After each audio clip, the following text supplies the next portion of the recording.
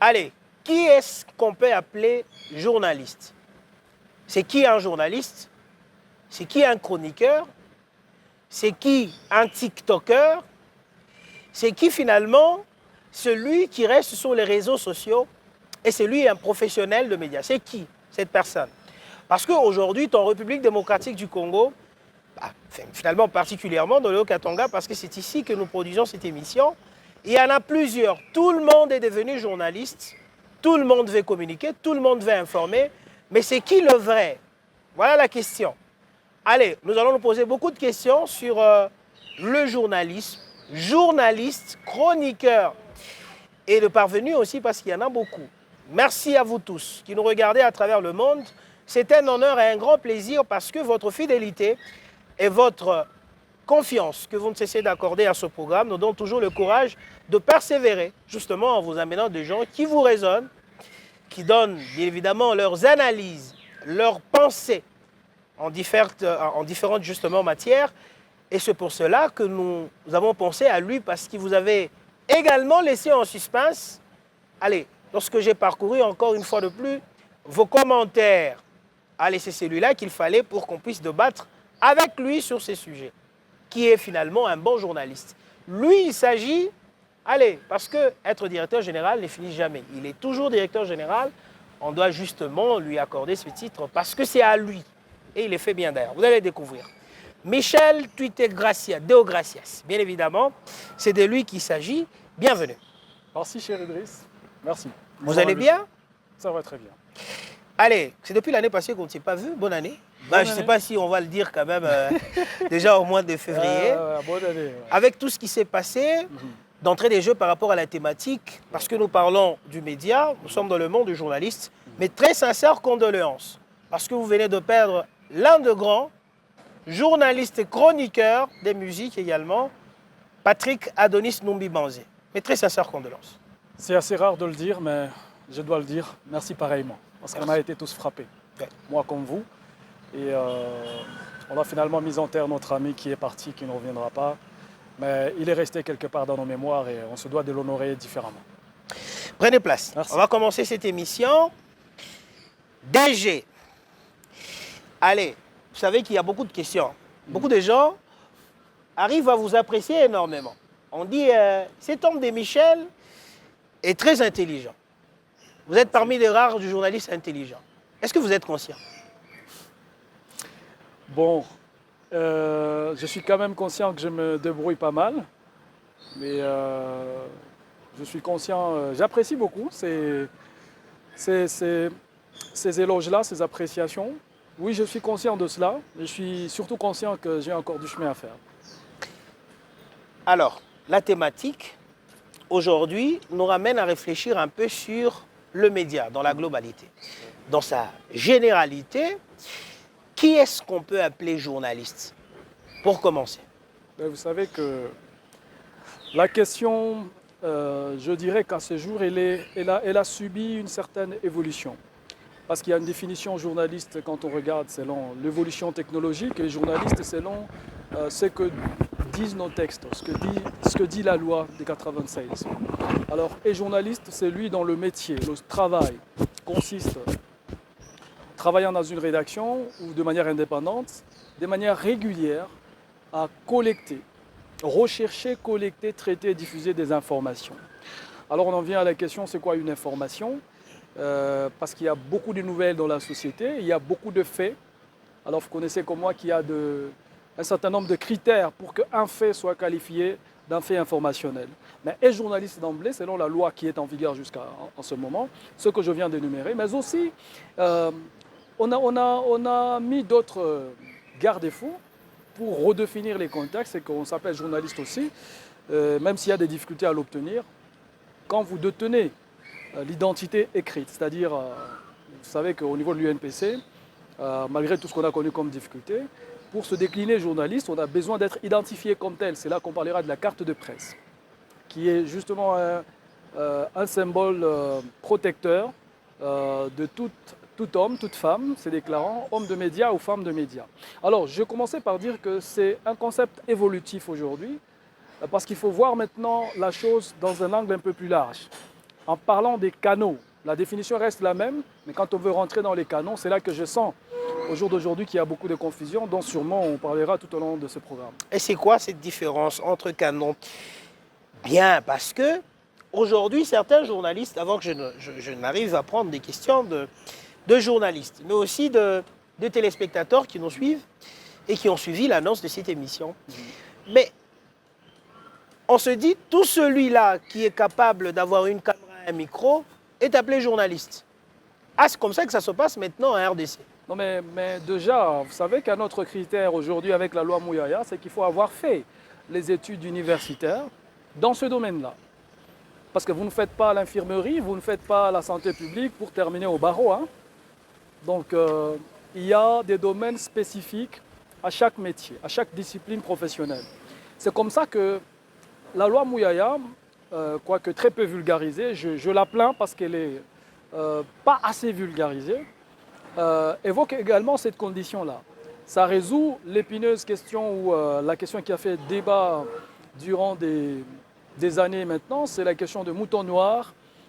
C'est qu'on vous demande d'exercer ce métier-là de manière régulière, mais surtout d'en avoir fait des preuves académiques, c'est-à-dire d'avoir fait ces études-là. Alors aujourd'hui, quand vous dites que tout le monde se réveille, mais celui-là qui se réveille, vous savez qu'il existe des soirées d'éloquence chez les avocats. Il existe des journées de réflexion chez les médecins. Il existe aujourd'hui des états généraux, des séances, des remises à niveau, des redynamisations, dans tous les domaines de la vie professionnelle.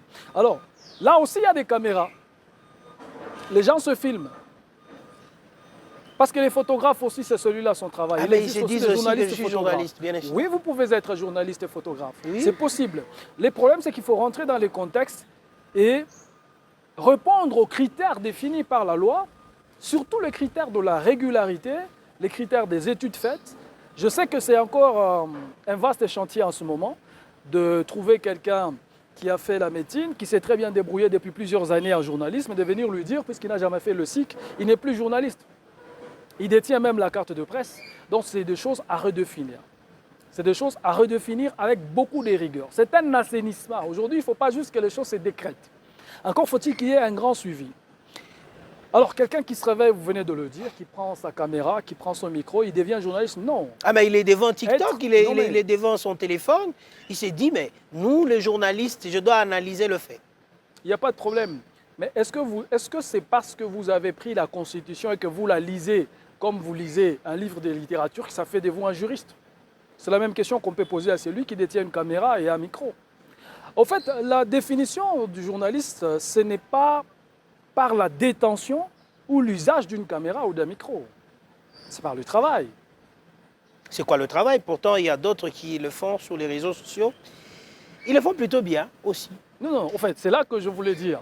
Une fois que à quelqu'un qui analyse le fait politique, il critique des autorités de politique et finalement, il s'autoproclame journaliste.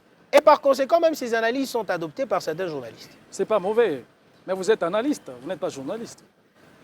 D'ailleurs, on est analyste dans un domaine précis, on n'est pas toujours analyste pluriel.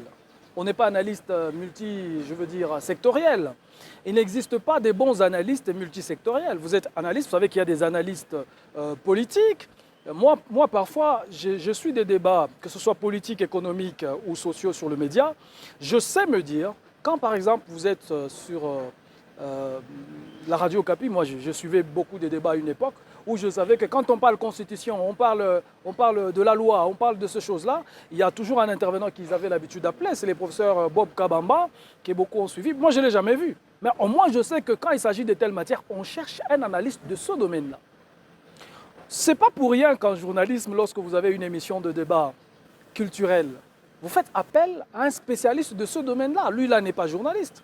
Il vient, il analyse. C'est comme ça que nombreux analysent aujourd'hui sur les réseaux sociaux. Ça ne fait pas de ces gens de journalistes, attention. Ça fait d'eux des bons analystes dans leur secteur. Pour avoir travaillé dans ce secteur pendant longtemps, on peut le reconnaître ça. Et nous, en tant que journalistes, on peut accepter ça et il n'y a aucun mal à cela.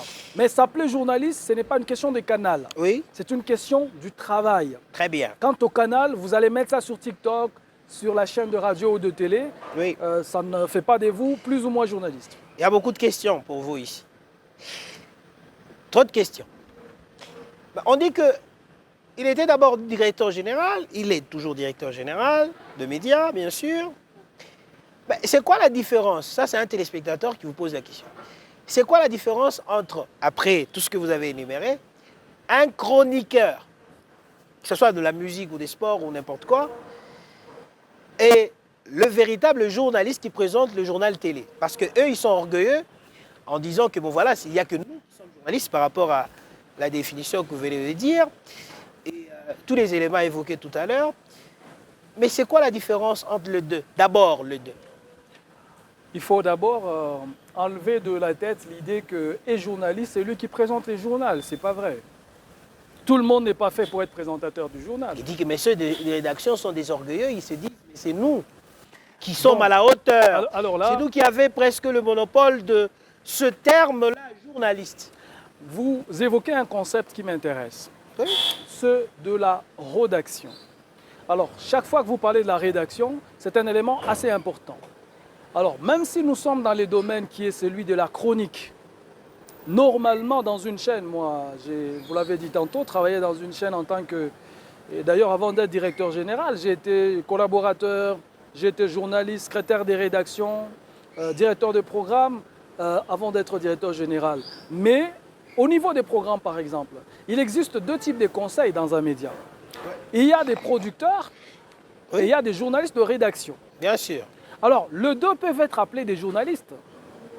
Ah, de producteurs. Absolument. Ainsi que de journalistes de la rédaction. Absolument. Très bien. Alors, ne dites pas, et le vrai journaliste, il n'existe pas des faux journalistes. Aujourd'hui, il faut aller dans la méthode de travail pour comprendre qui est journaliste, qui ne l'est pas. Il existe ce qu'on appelle un conseil de production.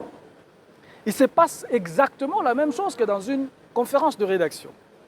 Les conseils de rédaction équivaut un peu au conseil des productions. Qu'est-ce que vous y faites? Vous redéfinissez l'angle. Vous avez arrêté un sujet sur la, par exemple, je ne sais pas moi, la révision de la Constitution ou l'histoire de l'Est, mais vous devez pouvoir, en conseil de production, choisir un angle. C'est vous le présentateur de cette émission ou de cette chronique politique. La chronique, elle peut être musicale, culturelle, politique, économique, etc.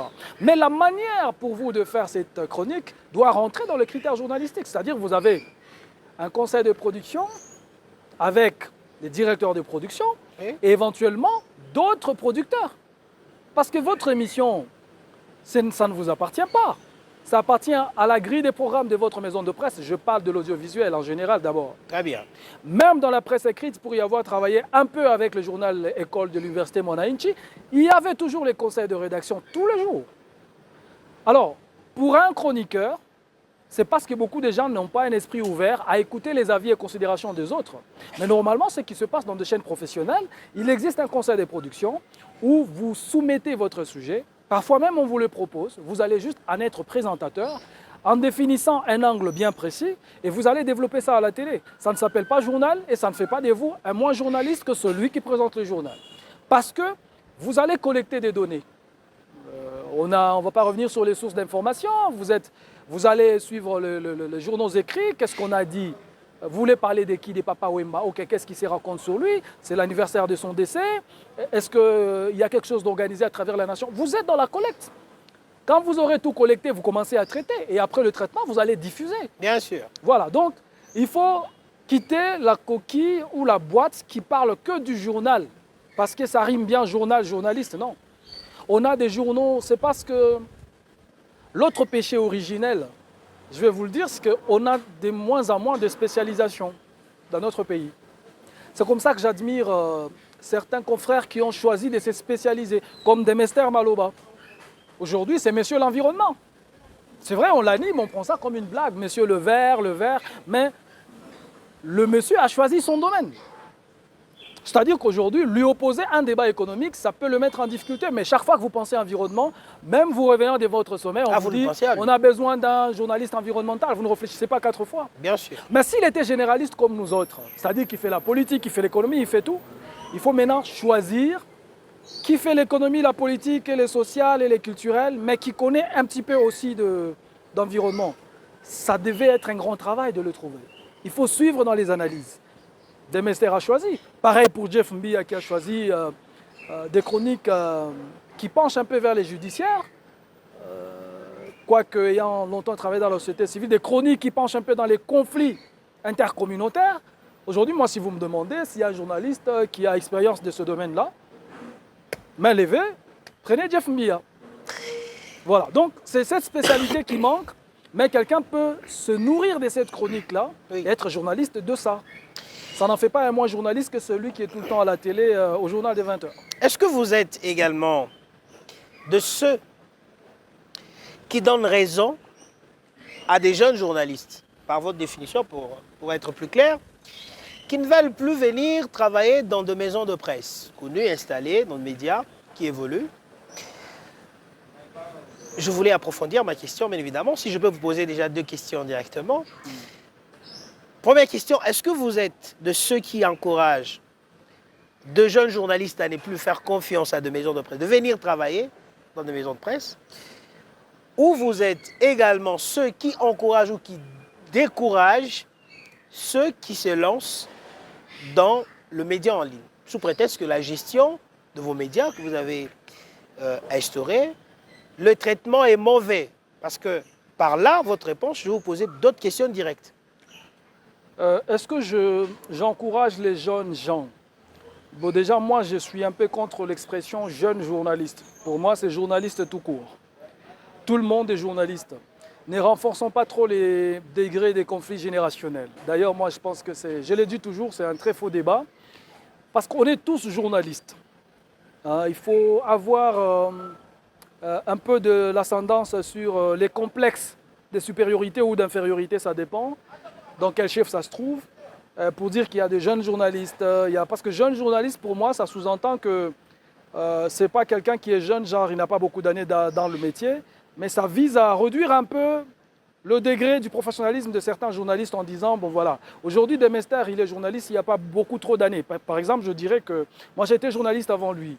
Ça ne fait pas de moi plus journaliste que lui. Patient Lukusa, qui se distingue ici aujourd'hui quand même avec les médias en ligne, puisque vous en parlez, j'ai été journaliste avant lui. Ça ne fait pas de moi plus journaliste que lui. Peut-être qu'il peut même l'être plus que moi, au regard de comment la dédicace qu'il a dans la discipline ou dans la profession. Revenons à votre question. Je n'encourage pas l'idée de quitter les maisons de presse, d'encourager à quitter les maisons de presse. Mais je ne décourage pas non plus ceux qui créent des presses en ligne. Mais il faut faire attention. C'est un nouveau canal. Voilà pourquoi je parlais des canaux, des médias en fait, des types de médias. Parmi les types de médias, on a généralement la presse écrite, que Feu Kassongo Mwamba nous interdisait d'appeler presse écrite parce qu'il dit même les autres presses sont toujours écrites. Alors oui. On a toujours dit les journaux écrits, bien évidemment, ou les journaux imprimés. Vous avez la presse en ligne, vous avez la radio, vous avez la télé. Alors la presse en ligne est là. Aujourd'hui, c'est une sorte de révolution justifiée, encouragée, avant moi, par l'inaction, l'absence de l'originalité, l'absence de l'innovation dans les médias traditionnels que sont la radio et la télévision. Aujourd'hui, vous avez des jeunes gens très brillants, des journalistes, qui proposent des programmes assez alléchants, mais ça peine à passer dans leurs médias. Alors, à ces journalistes-là, qu'est-ce que vous allez lui demander? Déjà que le paiement pose problème, c'est une autre dimension. Vous ne pouvez pas cloisonner sa vision. C'est comme ça qu'il se dit, et il faut qu'on se le dise. C'est assez simple aujourd'hui. Dieu merci, on légifère aussi les secteurs numériques aujourd'hui avec la loi sur les numériques. C'est quand même aussi assez simple pour quelqu'un d'avoir son média en ligne. C'est le cas de beaucoup aujourd'hui. Vous avez votre média en ligne. Beaucoup de journalistes sont en fait devenus des patrons de leur propre entreprise. Déjà, le fait d'être patron, ça les séduit davantage. Après, il n'a pas une grande rédaction. Il est seul ou ils sont à 3 avec sa petite équipe. Ils font un travail hebdomadaire ou journalier, ça dépend, selon le type d'information. Mais seulement, je disais qu'il faut maintenant aller dans les abus parce qu'il y a beaucoup d'abus aussi dans ce type de presse, dans ce type de médias. Parce que les gens pensent qu'en ligne, les choses sont un petit peu moins officielles et moins surveillées. La méthode de travail doit rester la même. Pour moi, les canaux, ça ne pose pas de problème. Vous pouvez faire le journalisme, vous avez même un compte TikTok. Même un compte TikTok. Sur TikTok, il n'y a pas que des gens qui insultent, hein. Il y a aussi des gens qui ont des programmes assez calibrés, assez réfléchis. Ça dépend de ce que vous cherchez. C'est comme un peu sur l'Internet donne tout. C'est à vous de sélectionner ce qui vous intéresse. Mais vous êtes en train de pouvoir étouffer quelque chose, directeur général. Vous ne découragez pas ce journaliste, parce que vous n'avez pas voulu appeler jeune journaliste, de pouvoir quitter de maisons de presse parce qu'il y a des abus. Vous avez parlé aussi de moyens, parce qu'il n'y a pas assez de moyens, il n'y a pas assez de rémunération, bien évidemment, pour ces jeunes journalistes qui vous proposent, ça vient de vos propos, des programmes assez alléchants. Mais comment vous voulez, un journaliste qui vient de finir ses études, il s'est dit, je viens de trouver un travail, il raisonne, il vous propose un bon programme. Ce programme vous apporte de partenaires, mais au final, on vous dit, directeur général, parce que là, vous allez souffrir un peu avec cette question, il n'y a que les DG qui se retrouvent. Lorsqu'il y a de partenaires, c'est d'abord eux le bénéficiaire, ou les bénéficiaires, bien évidemment, mais c'est le journaliste, ce sont des explications qui arrivent. Pourquoi ça ne doit pas, cette difficulté ne peut pas être commune? C'est-à-dire quand il n'y a pas l'argent et les directeurs généraux et son staff, mais aussi les journalistes, mais c'est seulement pour les jeunes journalistes, pour les journalistes dont vous ne voulez pas qu'on appelle jeunes. Qu'est-ce qui se passe dans la gestion? Parce que vous avez déjà expérimenté cela. Est-ce que c'est une forme de mauvaise foi au sein de vous, directeur général? Est-ce que c'est la convoitise? Tout simplement, quand vous voyez l'argent, vous voyez des partenaires, ça arrive chez vous et vous êtes l'unique signateur. Qu'est-ce qui se passe pour que les jeunes ou les journalistes en soient, d'une manière générale, arrivent à se plaindre quand il s'agit d'argent? Pas vous. En fait, pour avoir travaillé au poste de directeur général d'un média, ici à Lubumbashi, je ne dirais pas que... En fait, déjà, de base, il faut savoir que dans une... C'est pas pour rien qu'on appelle ça une chaîne. On appelle une chaîne aussi par rapport à la hiérarchie qu'il y a. C'est une gestion en chaîne. Vous êtes journaliste, vous amenez un joli programme, mais je suis celui en tant que DG qui doit signer les contrats. Jusque-là, il n'y a aucun souci. Je suis celui par le truchement duquel les directeurs financiers agissent, c'est-à-dire quand ils collectent, ils me font rapport. Moi, je ne me souviens pas, en tant que directeur général à l'époque, avoir eu des rapports directs avec l'argent, par exemple. Non, c'est-à-dire, c'est vrai, on n'est pas là pour parler de moi, mais je ne pense pas qu'il y a un moment où les DG manipulent l'argent. Je ne pense pas qu'il y a, dans ses prérogatives, un moment où le DG devient percepteur de fonds. Lui-même, il va percevoir l'argent. Oui. À quel moment je m'intéresse à l'argent? Parce que c'est avec ça que j'ai réussi à donner ma politique. Mais je ne suis pas obligé d'être un percepteur de publicité ou d'émissions payantes. Il y a toute une chaîne, je viens de le dire. Il y a un service de finance dans mon institution. Il faut laisser faire le travail. Moi, je donne des ordres.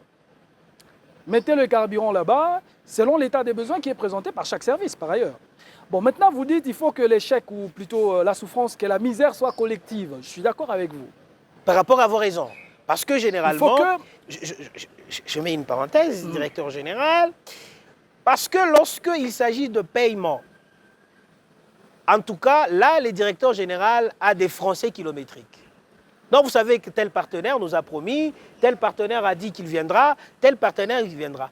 Mais dans l'entretemps, lui est tout à fait d'accord. Alors, c'est comme ça que moi qui vous parle, j'ai aussi eu à utiliser ces langues français à mon époque.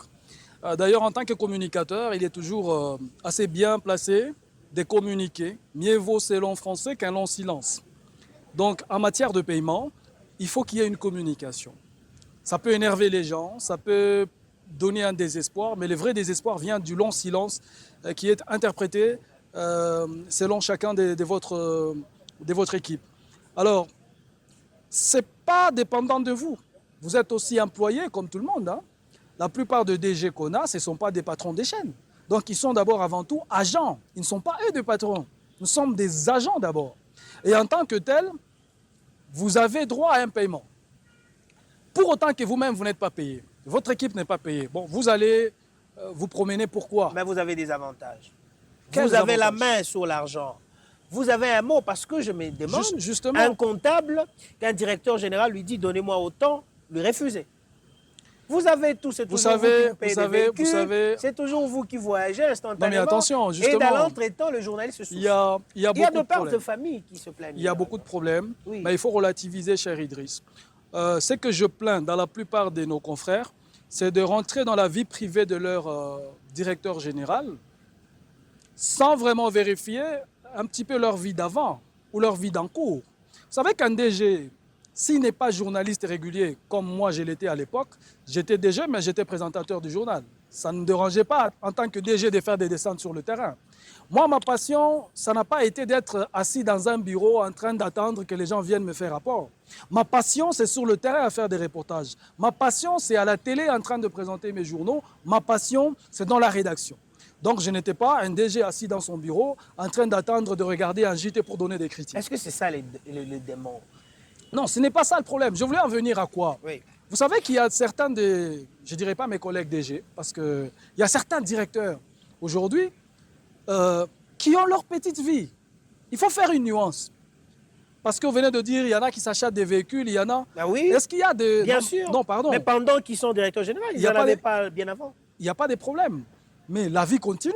Mais il y a un problème. La vie continue. Vous savez qu'aujourd'hui, vous vous plaignez, vous dites qu'avec le maigre métier de journaliste, oui, vous ne pouvez pas vous acheter même un terrain. Il y a des journalistes, par leur intelligence, qui ont des terrains, qui ne sont pas locataires. Est-ce qu'ils ont pensé à leur DG? Ils ont pensé à la hiérarchie en ce moment-là, en se disant, moi, je ne peux pas avoir un terrain avant mon DG.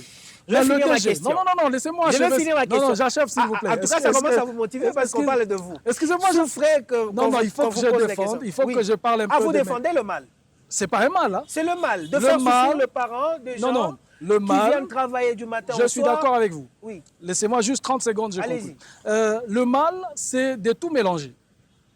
Il existe des entreprises qui ne sont pas à même de produire. Vous avez appris que la RTGA a fait son communiqué pour faire des congés techniques. Bien sûr. Vous avez appris que qu'on n'œuvre plus. Oui. C'est pas loin de vous. Oui. Alors, il y a un problème de récession économique aussi qui entre en jeu. Alors, dans ce genre de conditions, où est le problème du DG? Est-ce que c'est pas Moi, je suis d'accord. Ça peut être la mégestion, mais la mégestion à ce moment-là, est-ce que vous ne savez pas quelles sont les limites du directeur général? Peut-être les patrons, dont on ne parle pas assez, il a aussi une influence sur la gestion. Mais je ne dédouane pas les DG. Il y en a effectivement qui ont une mauvaise foi. J'ai eu à le dire un jour sur HK6, dans une des émissions de Ukibank, qu'avant, on se plaignait, on disait, les journalistes souffraient parce qu'on avait affaire à des directeurs généraux qui n'étaient pas du domaine. Mais aujourd'hui, regardez, moi j'ai été directeur général, j'ai fait le SIC.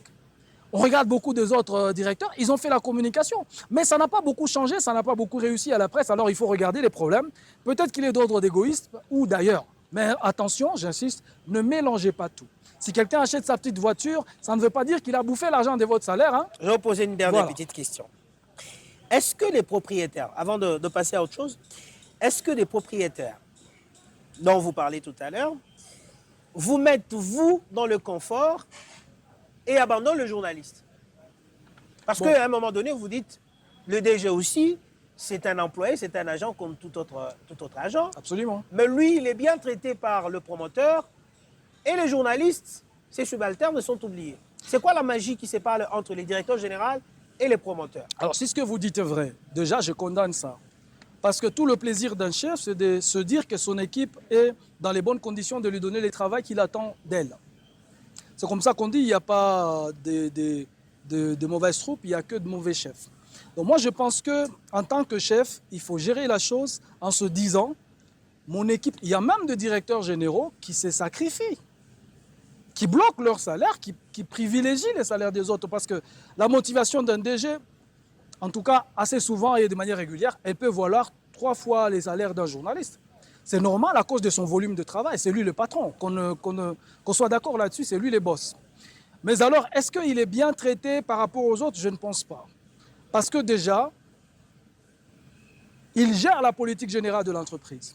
S'il y a des entrées, les journalistes, ce ne sont pas des petits messieurs. Ils font un suivi. Ce sont des vrais chargés de suivi. DRH4 a payé hier, tel spot a payé de je ne sais pas moi quelle entreprise commerciale, alors l'autre a aussi payé. Vous faites des sommations dans les rédactions. Maintenant, tout le monde croise les bras, on attend.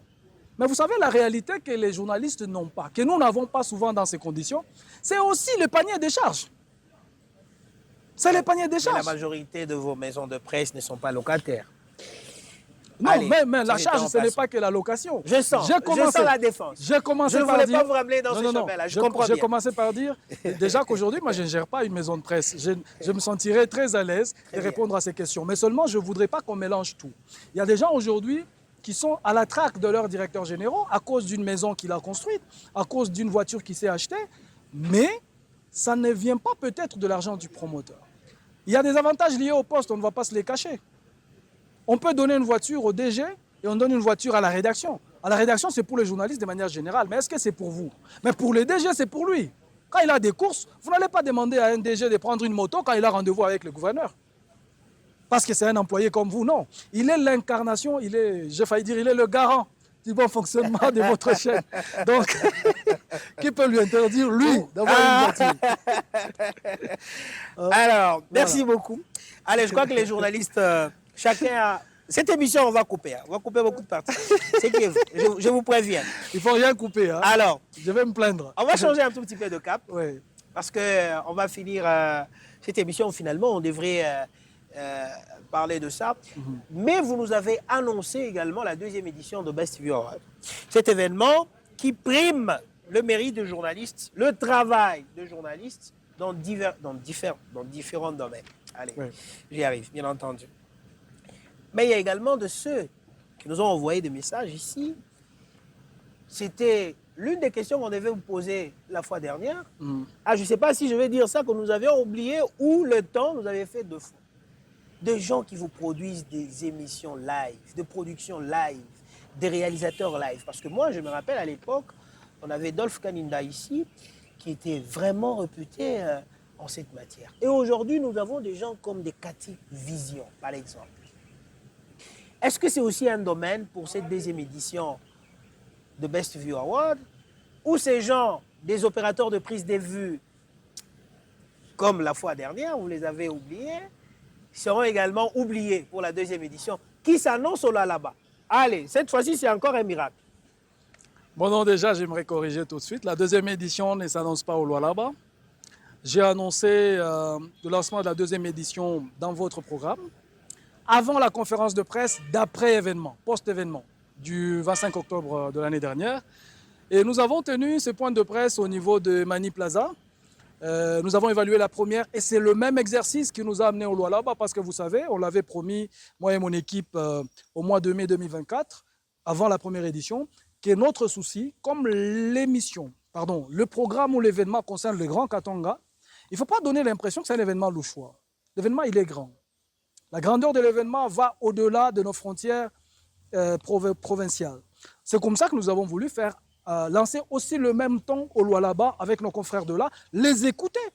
Parce qu'ici, il y a eu des questions comme quoi vous m'aviez posé une question, vous avez privilégié le Lualaba et aussi pensent que l'événement est trop louchois. Moi, ça m'arrange que vous jetiez la balle comme ça prouve qu'on est quand même dans l'équilibre. Est-ce qu'on a oublié les opérateurs de prise de vue? Non.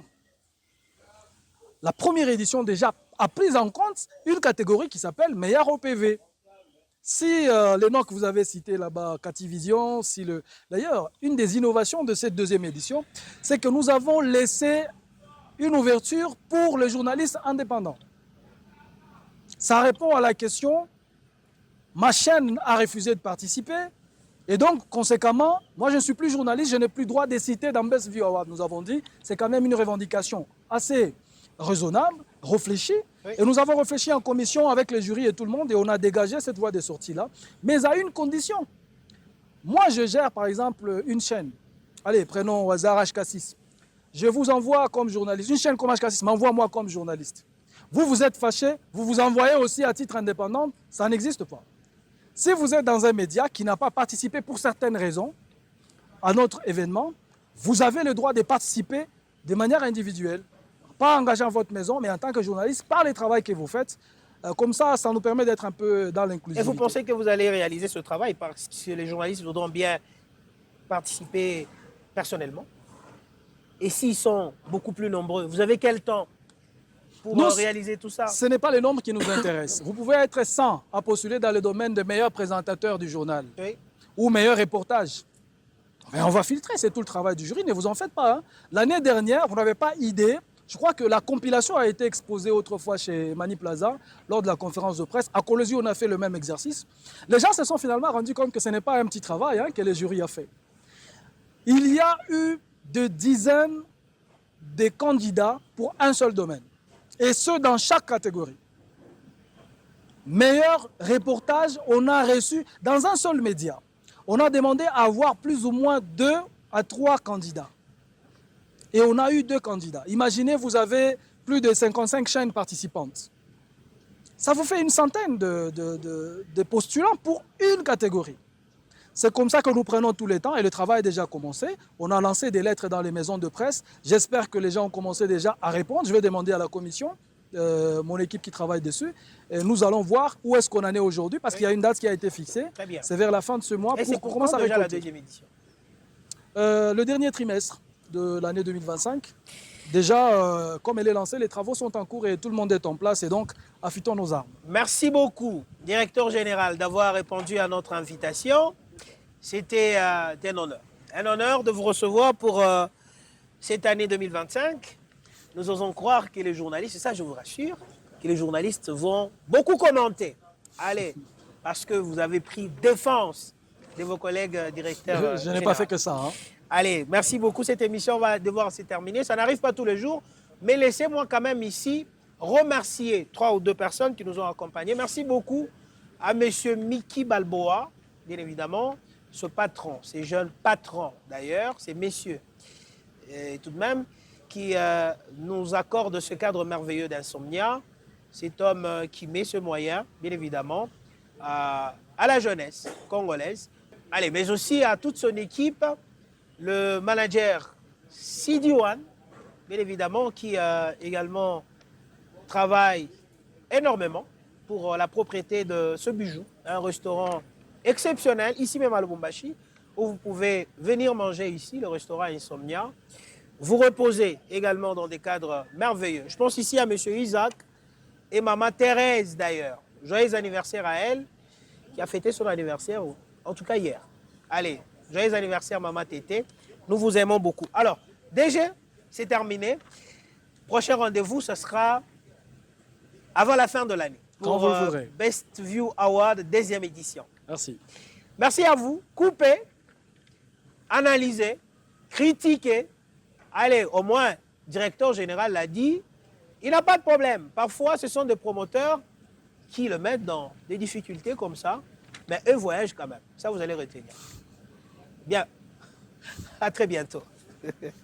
Vous rêvez d'acheter, de vendre ou de louer une table de billard de bonne qualité sur place en République démocratique du Congo, particulièrement dans l'espace Grand Katanga, Ziwa Pool Table, la solution à vos inquiétudes d'avoir de tables de billard sur place à Lubumbashi, tout comme à Kolwezi.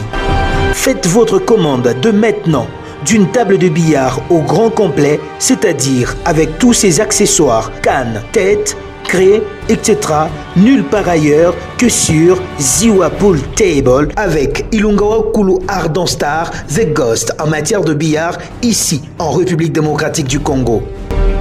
À Lubumbashi, nous sommes sur l'avenue Kambov, coin industriel, non loin de la brasserie, et à Kolwezi, sur la route Likasi, à Resan Africa, à côté du bureau d'Arlou. Pour tout contact, tapez +243 99 22 13 112. Avec Ziwa Pool Table, plus question de s'inquiéter pour avoir une table de qualité sur place.